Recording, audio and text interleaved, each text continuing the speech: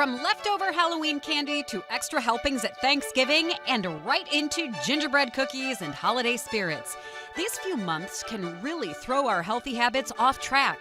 Number one, willpower isn't really a thing. On today's Mom Squad, dietitian Kristin Kirkpatrick shares her secrets to making sure you don't go overboard and how to make this a healthy holiday season.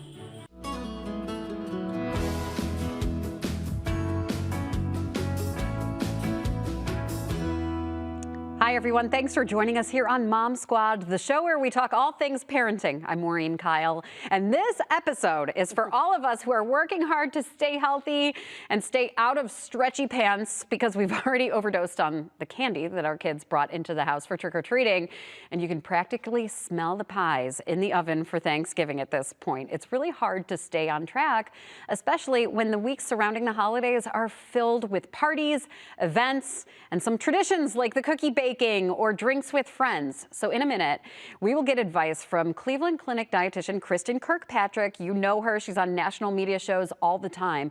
But first, I'm joined by Holly Strano and Brianna Dahlquist, my good mom friends here, and we talk all the time at our cubicles and on set about, how we're trying to stay healthy, especially after Halloween. I know I was still eating Snickers, like several Snickers a day, the fun size, so it doesn't really count. No. So as we're approaching holidays, how are you guys feeling going into the calorie indulging season?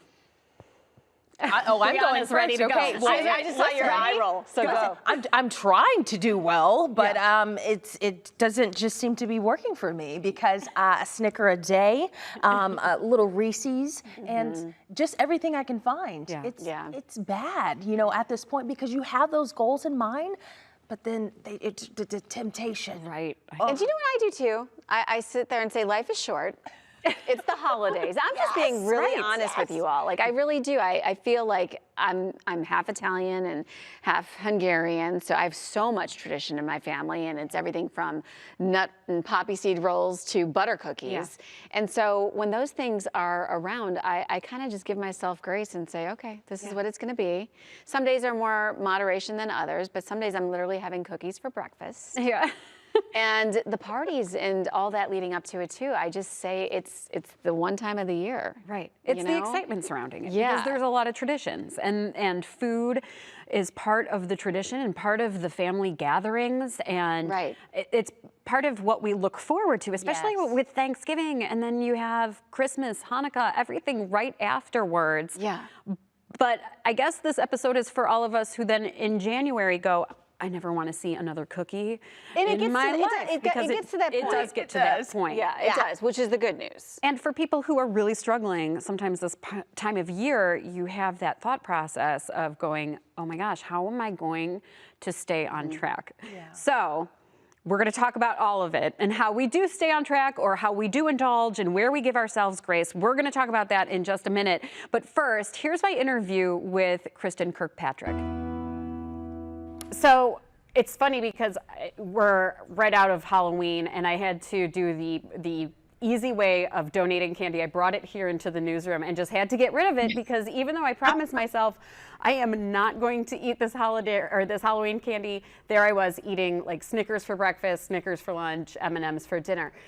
We are already kicking off like the holiday indulge. Is this when it starts for most people? Is it Halloween that really throws people off track? Oh, absolutely. And I think it also ties into the fact that when we even just go to the grocery store or we go to a store to buy toilet paper, the holidays are already being celebrated very early on. So Halloween is when it starts, and we often think it ends at New Year's, but really it ends at Super Bowl. Right. So we really have this like 4 to 5 month time frame where there's a lot of overindulgence, there's a lot of celebration, there's being with a group of people, etc. And that's enough time to really impact our health and our weight. Yeah. And I have really healthy eating friends, and I have really fine-tuned what I eat, what I know that I can handle, what I can't handle, and I promise myself I'm not going to do it.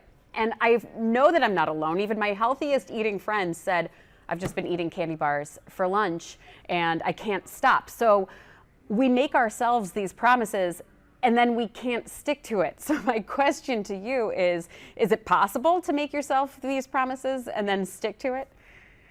Yeah, so I think it's possible, but we have to understand that there's a few things within food that really limit even the best intentions. So number one, willpower isn't really a thing. I really don't have a discussion with my patients about willpower, because willpower is often really much taken over by the power of how the brain reacts to certain foods. So when you have that candy bar that was in your kid's Halloween bag and you eat it, there is actually a cycle where your neurotransmitters go up, you feel great, your blood sugar goes up. And once that dips, you need to get more in order to get that feeling back.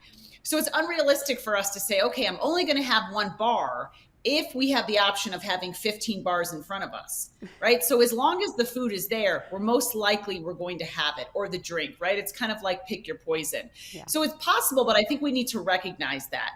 And so one of the things that sometimes can help is when we have those intentions to think about what really fills us up, what fills us up in such a way where we're not going to be searching to get more and more and more of it because we can't control ourselves. So fiber, protein, healthy fats, those are things that actually satiate. We have studies on that show that it makes us less hungry. And once we have those foods, we're less likely to have the candy bar or grab something we don't really want, because we don't really have the hunger associated with it. Cravings is a different thing, right? So we might still have the craving, but sometimes really recognizing that, having more of a mindful eating approach can help with offsetting the craving as well. And so now we're going to start to look at, let's say we donate the Halloween candy, we get it out of the house, maybe we save a few pieces just to indulge. But the mindset going into the holidays, we know we're going to have Thanksgiving dinners coming up, or, family get-togethers. Even if one side of the family can't get together on Thanksgiving, then there's one either the week before, the week later, or a couple days later. So we're going to go into high fat, high calorie meal season. What is the mindset we should have when we're going into those meals? So the mindset is, if we're already starting to think, well, I'm really going to get excited for January 1st because that's when I'm going to start my new life, my new health, my new diet, whatever that is, start that today, right? So I think that we wait till January 1st, and really January 1st is this obscure random date. But the body doesn't understand that date. What it understands is what you're putting in it right now. So I think what we need to do is prepare for that better self that we're hoping for in 2023. We need to prepare for that now. And sometimes that can help with what our approach is to holiday eating. Yes, it's all the dinners, but it's also all the parties. And then on top of it, it's the food you have in your house that is not typical. I had a patient once tell me, I just have so much more butter in my house during the holidays, and I love butter, so I'm putting it on everything. Mm-hmm. So I think kind of having that recognition.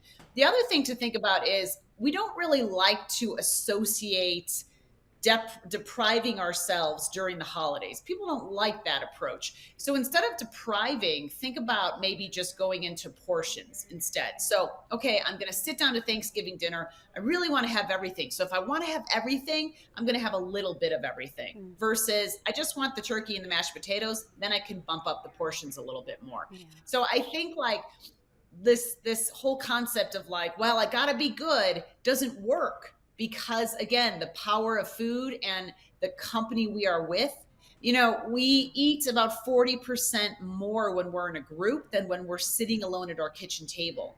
Yeah. So there's all these different aspects that make us kind of go away from what our intended meal was supposed to be. So I think let's indulge, but let's have smaller portions, and let's really start thinking about, okay, I want my 2023 healthier self to start today.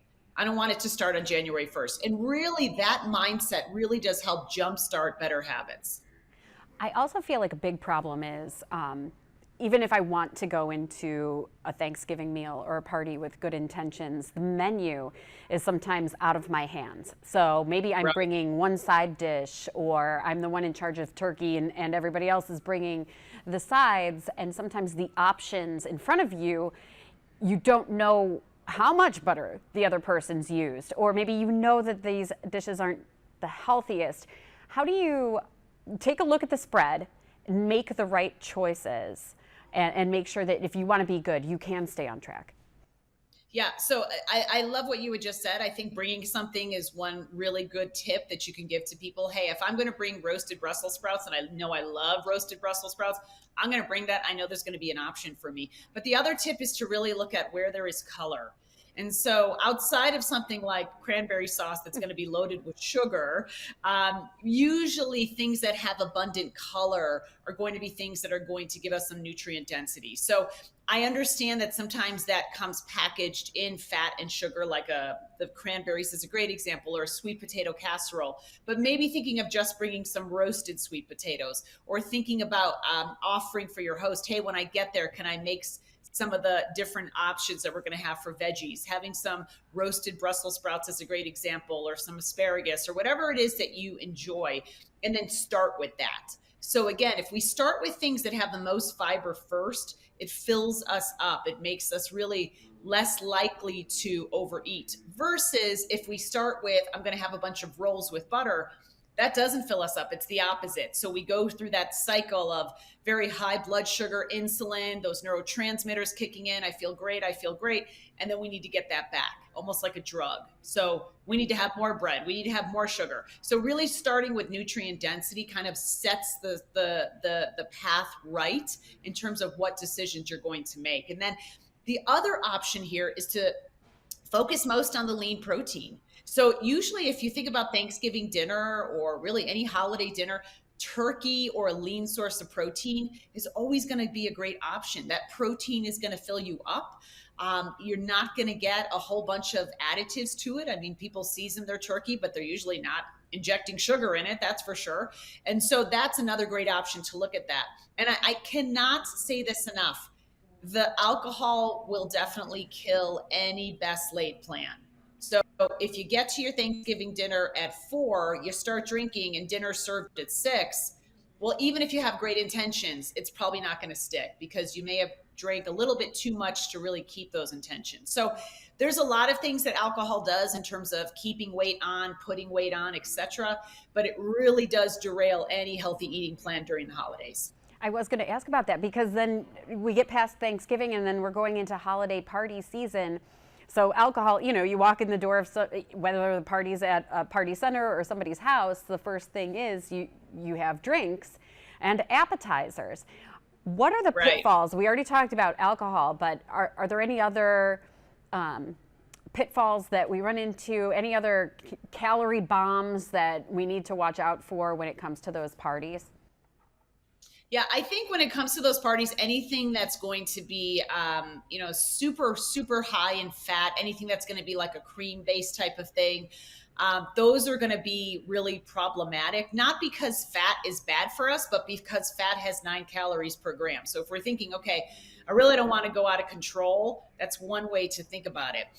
We also need to recognize what makes hyperpalatability. So hyperpalatable foods are foods that in some ways hijack the brain. It makes it really hard for us to stop eating it. So we remember the potato chip ad from the 70s and 80s, you can't eat just one. And that's absolutely accurate. So there's the hyperpalatable approach of when we combine certain things. So for example, when you combine fat and sodium, that's hyperpalatable. Sugar and, let's say like sugar and fat, a brownie is a great example of that. That's hyperpalatable. So if we can get single ingredient type of foods, that actually limits our inability to stop eating them. So that's kind of one suggestion. Now from the appetizer standpoint, what does that look like?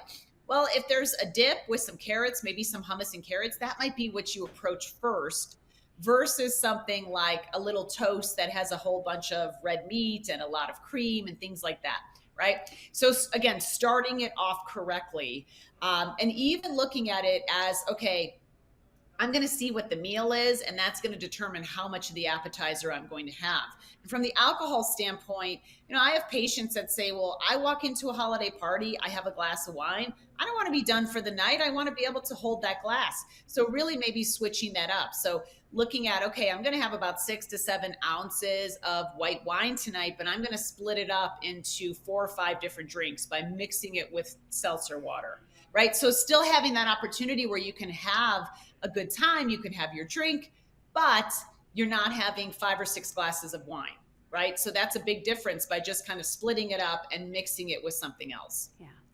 And you brought up sort of like that emotional tie. You know, when I go into a holiday party, I want to be having a drink. Or, you know, on a Sunday afternoon, I want to be baking cookies with my kids. Or, you know, we start to do these, this is what I always do, holiday tradition type of food traps, I guess. How do you separate emotionally from some of those, you know, well, whenever I go out, I always get, you know, a specialty coffee, you know, that could be 500 calories when I'm shopping. Right. That's a real challenge. And I would add a challenge to that, Maureen, and that is the people that you are with. You know, if you have a pushy relative who doesn't think you put enough on your plate, they're going to put some more on your plate, right? Right. So we can have the pushy relative as well. So that's a challenge as well.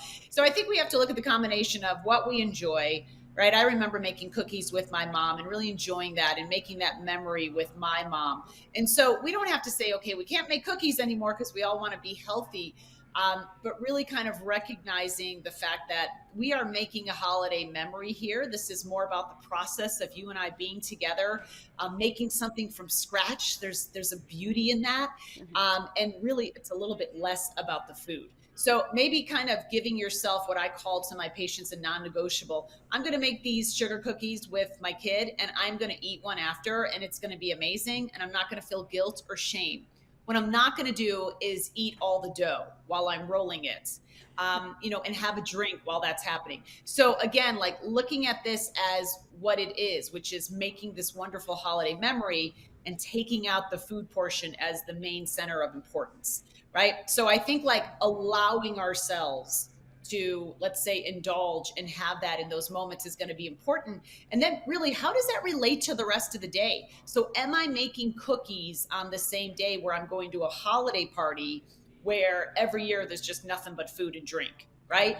I might alter my behaviors. Or am I making cookies on a Saturday and we're just going to have a small family dinner that evening? So really, it's not about, okay, just that moment in time, but what does your whole day look like? I mean, some of my patients have really been successful in still incorporating more of a fasting approach during the holidays. So they start eating at 10, they stop eating at 6. That means that if the holiday dinner ends at 6, you know, they're not going back to have 3 pieces of pie. They're going to go for a walk. So look at those distractions that take you away from the food when you really want to indulge more. True. And for anybody who's thinking, you know, why can't we just indulge over the holidays? Some people can. You know, I have a sister that I don't know how she can eat a whole pizza pie by herself and she, you know, never gains an ounce. But for a lot of people, does this really add up? Like when you see patients post-holiday, how much do all these parties and indulgences add up? Yeah.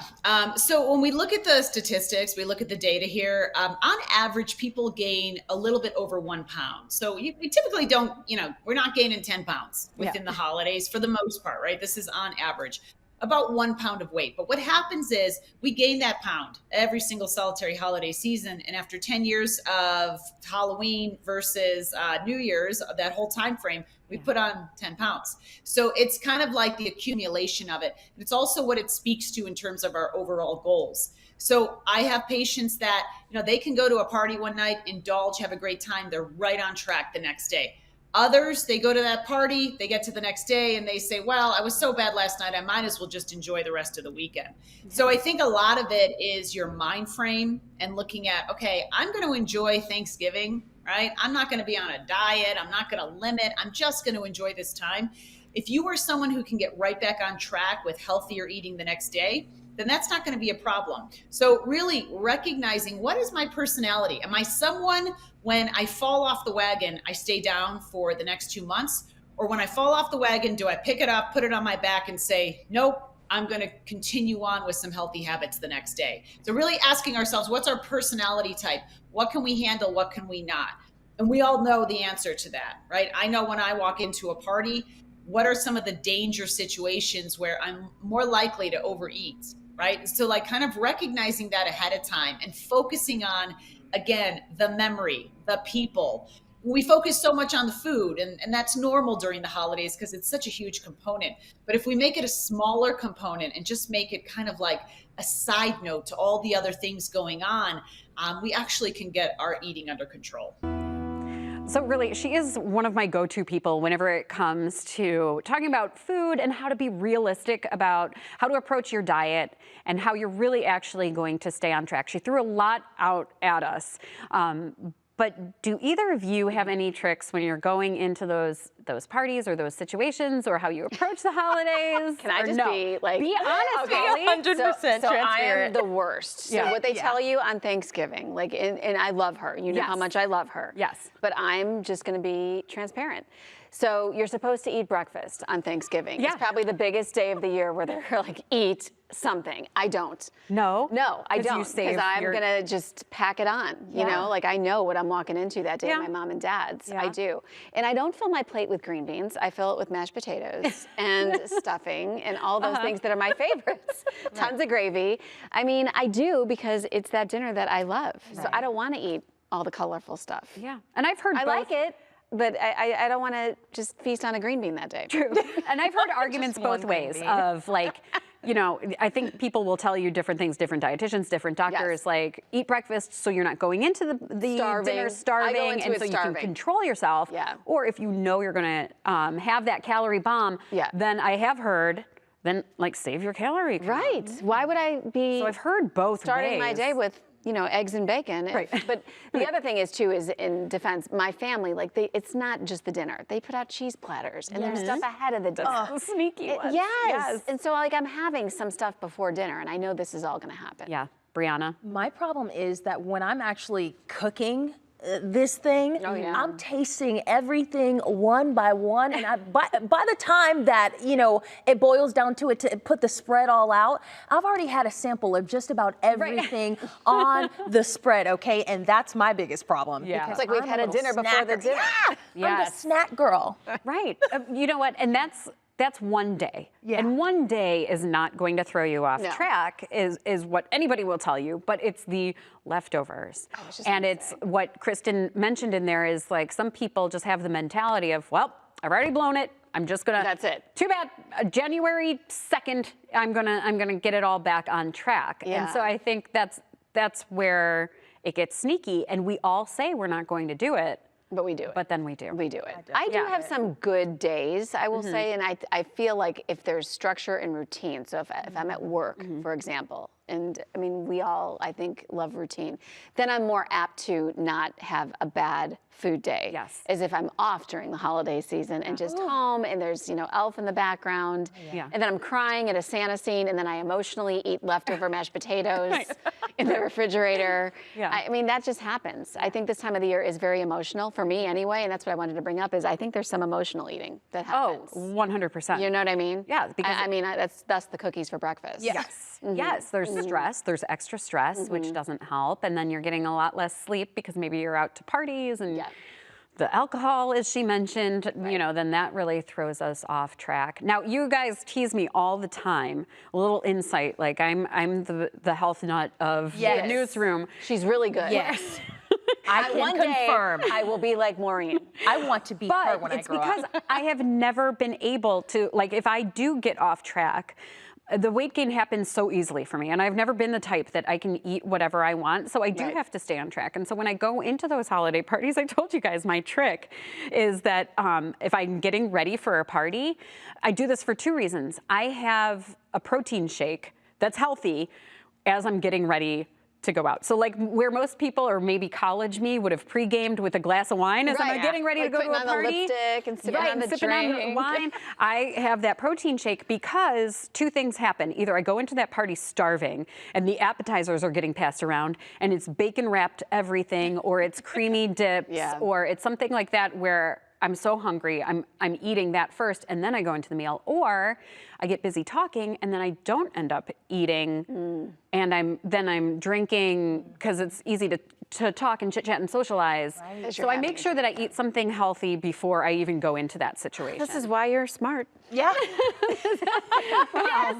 It's been a struggle. And, you know, it's just, and nobody feels good after weeks and weeks. No. And that's the other thing is the mental state of then going into the winter months, depending on where you live. If it's darker and you feel, you know, holiday depression is real. And so if you're not putting the right foods into your system, it could have a mental I mean, my family effect. has always been very traditional, and my grandparents always stressed moderation. You know, like you do this one day, it's kind of the yin and the yang. So maybe you have a day that's really off the charts, and then the next day you're doing a bowl of Special K at lunch, and you know, you're doing what you have, maybe a protein shake, even during the holiday season to kind of balance a little bit. So I mean, that I agree with, and I admire, you know, your stamina during this season. Believe me, I indulge in, if somebody gives me a box of chocolates, it's gone, and I hide it in the Or like closet. something like chocolate-covered pretzels, like these little things that just get to me this time of the year. And it's that type of eating where you're not, when it's not part of a meal, you know, it's that somebody at work brought in some chocolates, or you know,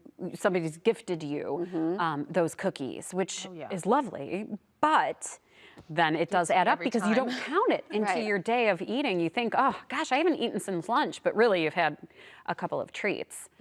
So you guys are looking at me because you know I had a whole 2 donuts the other day, just downed them at my desk. That's the biggest thing for me. It's sweets. It is, sugar is not, it's my best friend, but it's a frenemy because she knows what she's doing and she's bothering me at this point.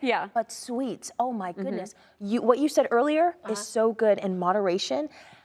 I may not have learned that trick just yet. Me. I mean, I'm talking like a day here, a day there, but it's hard. And there's something about sweets, and I'm sure Kristin talked about she this. talked about. You have one, and your brain, like it immediately, the sugar. Yes, that's what she said, is that it's you have one, that willpower is not really a thing. Like if you have willpower and you can control it, that's great. But typically, your brain is already sending your body signals that more, I want more of this. And so that's the problem with sugar. And then we've also talked in the past, and I'm sure you've seen it, about just that combination of like potato chips, the salt, the fat combination is also, has an effect on your brain. And actually, like in my family, we don't buy potato chips throughout the year, but Christmas, holidays, they're around. Out the window. I mean, it's like those chips are around more often because it's part of the dip that you've put out or that we've had, you know? That spinach chip gets me every time with the water chestnuts. I know. It originates from vegetable soup, but there's mayonnaise and sour cream. And exactly.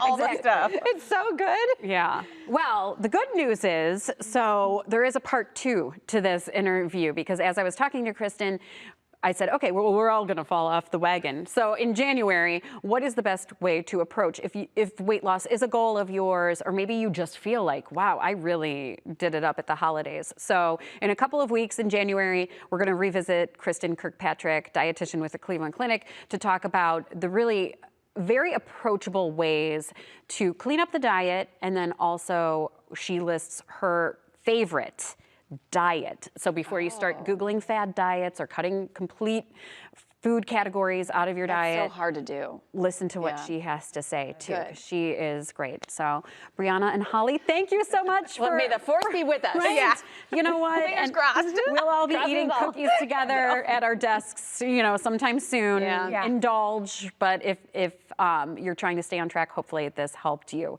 Thanks so much for joining us here on Mom Squad. We'll see you right back here next time.